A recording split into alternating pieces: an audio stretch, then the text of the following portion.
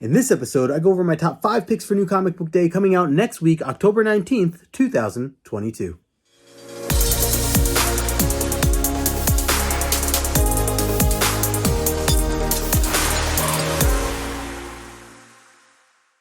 What is going on, everybody? Justin here, aka No Good Comics, and welcome back to the channel. In this episode, I'm going over my top 5 picks for New Comic Book Day coming out next week, October 19th, 2022. So if you're here for that, make sure you smash the like button, subscribe to the channel if you are new. And yes, I did take a week off, so if you're looking for this particular episode from last week, it wasn't there because I was on vacation, and I had a very nice vacation out in Vegas. If you follow me over on Instagram, you saw all the pictures and videos. Definitely a great time. But I'm back now. I want to get back into the swing of things with my top 5 picks. As I always say, it's another great week for comic books, and trying to condense my top 5 for this week coming up here. I'm going to kick it off with my number 5 pick, so let's get right into it. I'm going with this book, DC vs. Vampires, All Out War, issue number 4. Matthew Rosenberg doing the main writing on this. It does have a backstory as well. Overall, I've just really been enjoying the DC vs. Vampire stuff. I've been talking about it for a while. This is not the main title. All Out War is like a separate break off to the initial title that has been coming out.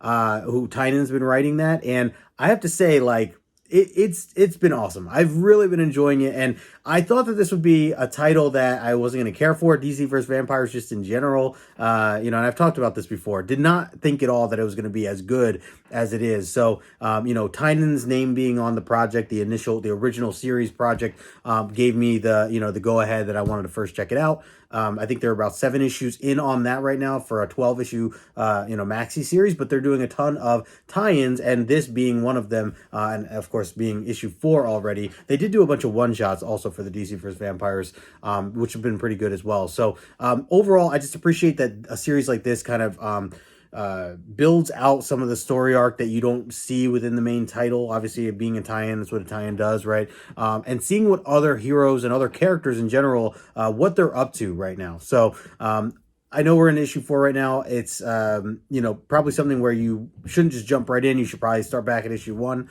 If you didn't read the DC vs. Vampire main storyline, you should probably read that too. So there is a little bit of required reading if you haven't already been following along. But if you have been following along, let me know in the comment section below what you think, because I've been really enjoying this right now. The black and white style, the red, mixture of red and stuff like that. I wasn't crazy about that at first. I know they've done that with other things, especially with like Marvel and stuff. But this just works for what it is, and the storyline and everything that's going on right now. We get a lot of the different villains that are still alive, that are not vampires, that are working together, and kind of seeing where their head's at and who they're teaming up with.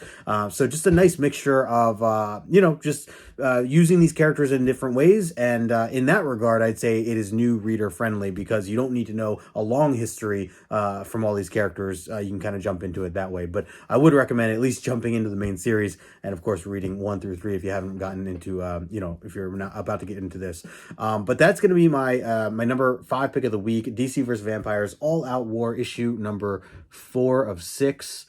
Going into my number 4 pick of the week, I got to go back to the mutants. I always have some sort of mutant book or X-Men title on here, and of course this time around I'm going with the main X-Men title. This is issue number 16. Jerry Duggan been doing the writing on this. Joshua Cassara doing the artwork. Absolutely phenomenal. And this just been a great series. I really I like the direction that Jerry went, especially picking up where Hickman had left off, and just moving forward with that. Now, again, talking about, like, is this new reader friendly or not? Not so much. Obviously, there's a lot that ties into what Hickman had created over 2 years ago. So I always like to kind of, give that note there in case anybody is trying to explore something new. This might not be it. But if you have been following along, for me personally, this is what I'm really excited for. So looking forward to seeing where this continues to go. If you haven't been reading up on this, I highly recommend it. The Judgment Day stuff's been awesome, absolutely epic so far. Loving all of that. Looking forward to more to come. So that's going to be my number 4 pick of the week, X-Men issue number 16. Going into my number 3 pick, it's going to go back to sticking with Marvel here for a little bit. Midnight Suns issue number 2, which I really liked the first issue, and I think that one of the things that caught me off guard with this series is that it tied into Doctor Strange and the Strange Academy, which I wasn't expecting initially. And I don't know much or didn't know much about Midnight Suns. I know the original group, but this is a newer version of the team that they've put together now. It includes Magic, Wolverine, Blade, Spirit Rider. So yeah, it's a mixture altogether. Obviously, Doom being on this front cover as well. We got a little bit of a surprise with him, and so yeah, curious to see kind of what happens here, because a lot of it has to do with the Strange Academy. Well, one of the students, I should say, Zoe, who, if you've been reading the Strange Academy stuff, you know who Zoe is, and she's been having like this demon tap into like her dreams. She's technically half dead, or she's zombie like, so I think that has to do with it. But either way, she's essentially in trouble. They put the team together here to kind of scope out what the heck is going on. It all kind of started with, Magic and Blade there giving like a class of some sort. So it was cool that they just tied in the whole Strange Academy overall. And I've been loving that series, Strange Academy. So I think that's where it really pulls to me, is knowing that all those characters are tied into this series. And so for that reason, I had to put it on my list. Also, this beautiful cover here. Shout out to David Nakayama. Love that guy. His artwork's awesome. Got to meet him at Chicago and C2E2. But yeah, so I definitely wanted to have this high on the list. Looking forward to more. So that's going to be my number 3 pick of the week. Midnight Suns issue number 2 by Ethan Sachs. Going into my number 2 pick of the week, going over to DC again, we have Batman, Superman, World's Finest, issue number 8. Man, oh man, I've been loving this series. Mark Waid doing the writing for this. I haven't read much Mark Waid. I know he's done a lot, especially through the 90s. He's been around for a while, and the stuff he's accomplished has been, from what I've heard, fantastic. I wanted to jump into this.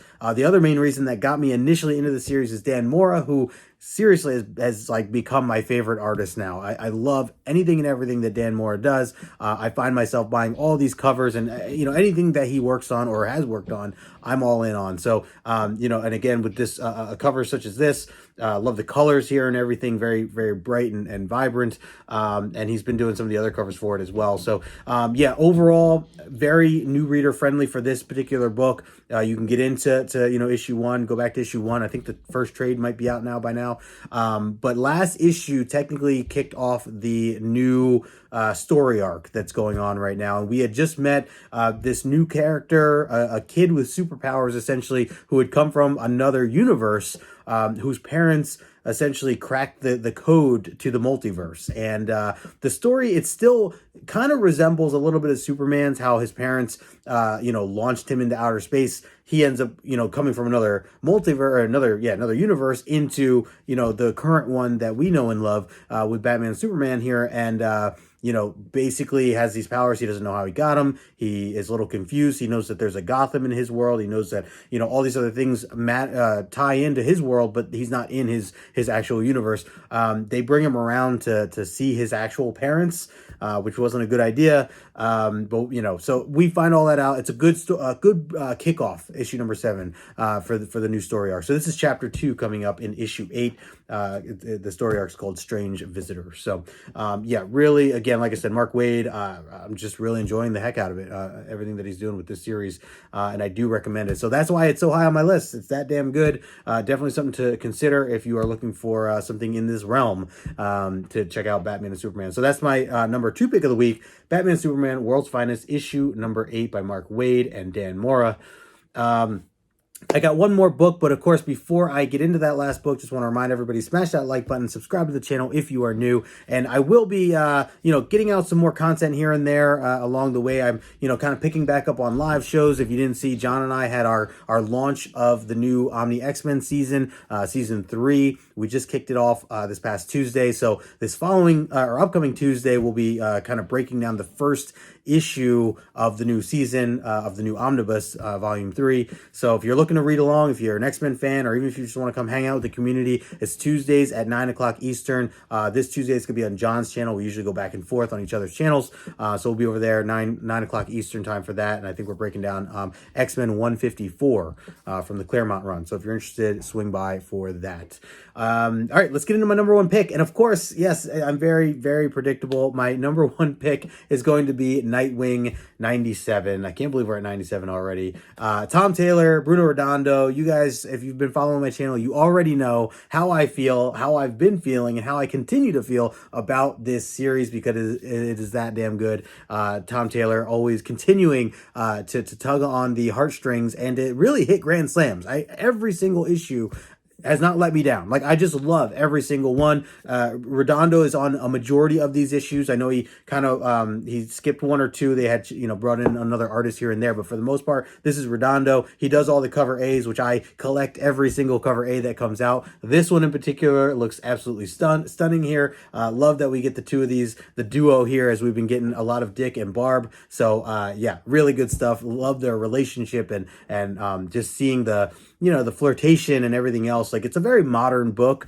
and again, very emotional too, and a lot of great action along the way. We're kind of, you know, starting up a newer story arc, you know, over the past issue or two now. So yeah, going to continue on with that. Absolutely love it. A bunch of different variants, as always. Jamal Campbell doing one I see here. But yeah, so I always got to put it number one. You guys know this by now. If you haven't been following my channel, I'm obsessed with the Nightwing series. And I've said this, I always say this. I like to always clarify, though, I was never reading any Nightwing before Tom Taylor took over this book. And when he did, I just fell absolutely in love with it. So if you are new to Nightwing, if you are new to DC, if you haven't read anything from Tom Taylor before, this is a perfect place to jump into it. Go back and read Nightwing 78. That's where it all began, for where Tom Taylor took over the run and just turned everything. It's just all gold. It's all gold. I love every issue of it. So can't recommend it enough. But that's going to be my number one pick of the week. Nightwing issue number 97 by Tom Taylor and Bruno Redondo. Let me know in the comment section below, what is your number one pick? Are you buying Nightwing? Are you reading some of these others that I talked about, X-Men and Midnight Suns? Let me know in the comment section below. Also smash that like button on the way out. I appreciate you hanging. And I'll just leave it at that for now. So until next time, I will talk to you later.